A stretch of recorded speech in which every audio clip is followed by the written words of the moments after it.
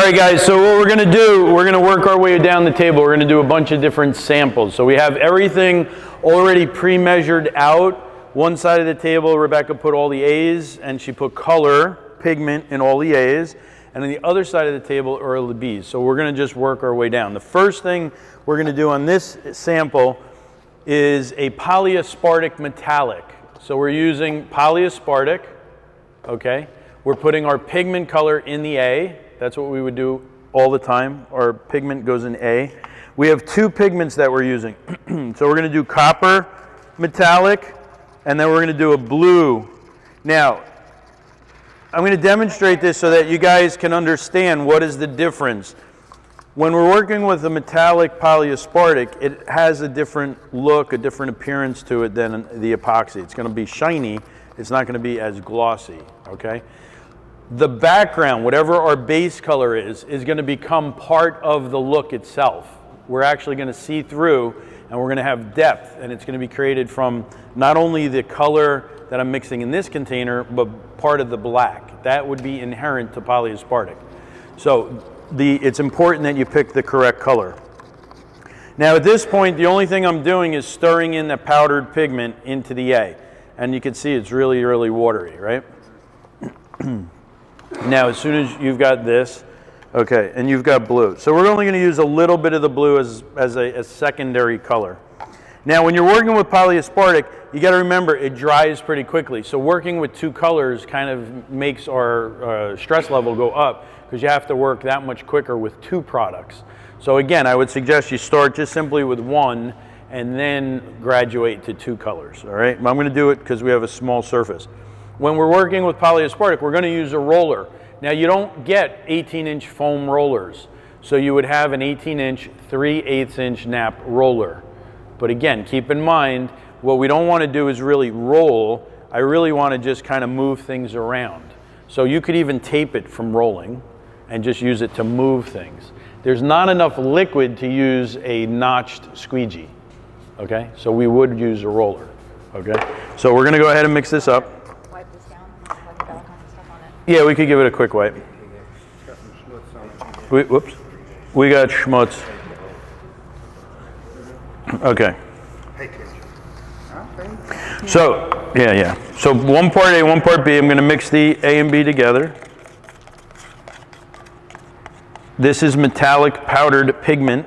So all of the movement, your artwork is already in the cup. Everything's already there. You want to just do the one for now? Yeah, for one quick second, then as soon as I get this out. Now, everything has different rates of coverage. I'll just mention it. You don't have to like memorize it because you could always look in your book. But it's going to be 100 square feet per gallon for metallic. So you can already see all of that cool metallic happening. And really, when you're talking about polyaspartic, we're just moving this around like this. We're just trying to move it around, and that black is going to be part of the look, okay? And you can see how thin it is. And you got 8 to 10 minutes to work with this on the floor, so you have to be prepared. Everybody has to move around. Keep it longer in the bucket. It stays longer in the bucket, right? And I'll add a little bit more in a second, but there's some of that depth comes from the black. So this black could have been any color you wanted it to be. It could have been gray, white, whatever. It would show through and become part of your metallic. Now, if I roll, I could roll this out, but that's what you're going to kind of be left with. You follow me? So that's why when we do this, this is kind of what we would prefer, some of this movement, right? So you're just kind of sliding the roller around. All right, now Rebecca mixed up the blue for us, so I'll pour a little bit more of this out. And the nice thing is that we've got we've got 8 to 10 minutes of working time, and we got about an hour of dry time.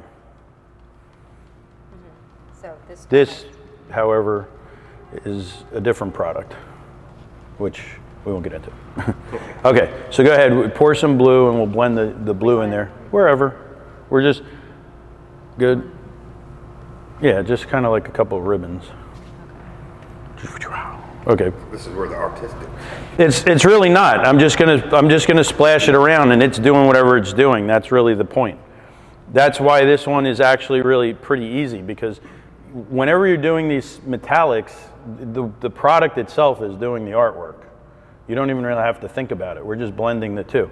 You do have to be careful about over blending, because for instance, if I have white and black and I move it around too much, what am I going to get? Right.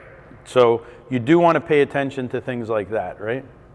Now the nice thing about doing a polyaspartic metallic is that this is going to be more durable, more scratch resistant, UV stable. So all in one shot we got everything covered. That's the nice thing about polyaspartic. Okay, so yeah, the downside is it dries really kind of quickly, but the upside is it's its own protection layer. Okay, so that looks kind of cool. And I would just probably just leave it like that. Right? You want more blue? A little bit. Now, if I leave that, it's going to stay just like that. It's not going to do anything on its own, right? It won't do that. So you would have to kind of move it around. If you're looking to have just drips or drizzles, you know, just little splashes, Yeah, that's cool. it's just going to do that. It's not going to do anything else, right? It's not going to just blend. So you'd have to kind of mush it together, if you will. Okay? So it's whatever the look is, that's the point. It's whatever you showed your client, whatever they're asking for, you're going to try and duplicate. The colors will always be the colors, but the movement will always be different. And that's an important thing to remember. So I'm going to just leave this like this. I think it looks pretty nice as it is. Now it does move a little bit, but it's not self-leveling like the epoxy will be. So it's not going to perfectly flatten out and make glass. But you will notice it's going to be extremely shiny. All right? Now, if you just hand me the torch there real quick on the floor. Yep, I know. I'm going to show you that we'll put a torch on it. It'll pop some bubbles. I don't know if you guys can kind of see the little bubbles. But again, it's not going to do the same thing that it does with the epoxy. It doesn't work that way because this is such a thin material that it doesn't pop bubbles the same way. Okay? So now you start to see some of that. Now if you want to splitch this with some acetone? We can also take some acetone and I could spray it on there and it creates a little movement in the surface as well. So that's a way to get some movement is with acetone. So we'll just leave it like that. That looks nice. But there's the artwork. There was nothing special. I just mixed two colors together, put it on the floor, and that was it. We're done. Walk away. So that should be dry in about an hour or so. Okay? So that one's done.